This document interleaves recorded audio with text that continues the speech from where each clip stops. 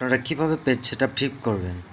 মোবাইলে যদি আপনারা ওয়ার্ডের কোনো কাজ করতে চান এবং সেই ওয়ার্ড ফাইলের পেজ সেটআপটা আপনি কিভাবে ঠিক রাখতে পারেন সে বিষয়টা নিয়ে আজকের ভিডিওটা। আপনারা ভিডিওটা ভালো করে খেয়াল করুন।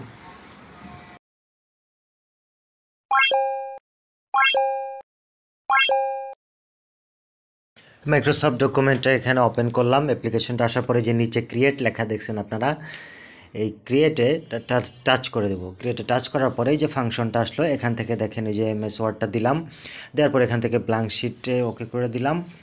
ব্ল্যাঙ্ক শিট দেওয়ার পরে যে আমার ব্ল্যাঙ্ক শিটটা এখানে ওপেন হলো। এবার আমি এখানে কিছু লিখছি, কারণ আপনার সামনে এই লেখাগুলো আসলো। এই লেখাগুলো আসার পরে উপরে যে 3 ডটে আপনারা টাচ করে দিবেন। এখান থেকে যে সেভ, এখানে হচ্ছে সেভ করার ফাংশন। ওই যে উপরে যে 3 লাইন দেখছেন, এটা থেকে আপনারা ফাইলটা সেভ করবেন। তারপর হচ্ছে মূল কাজ, যেটা আপনারা হচ্ছে এই ফাইলটার পেজ সেটআপটা আপনারা কীভাবে ঠিক রাখতে পারেন আমি সেটা দেখিয়ে দিচ্ছি। যে নিচের এই আইকনটাতে ক্লিক করবেন। আইকনে ক্লিক করার পরে আপনারা এই যে দিকে যে হোম লেখা দেখছেন, এই হোমের উপরে আপনারা একটা টাচ করে দিবেন। দেওয়ার পরে যে ফাংশনগুলো বেরোইছে, এখান থেকে যে লেআউট যেটা দেখছেন আপনারা লেআউটে টাচ করে দিবেন। দেওয়ার পরে এই যে এখানে আপনাদের ফাংশনগুলো বেরোইছে, মার্জিন, ওরিয়েন্টেশন, সাইজে, যে আমি সাইজে দিয়ে দিলাম। সাইজে দেওয়ার পরে যে আপনাদের বিভিন্ন ধরনের সাইজ এখানে বের হয়েছে, লেটার, লিগ্যাল, A3, A4, আপনি যে সাইজটা নিতে চান সেই সাইজটা আমি A4 দিয়ে দিলাম, ওকে করে দিলাম।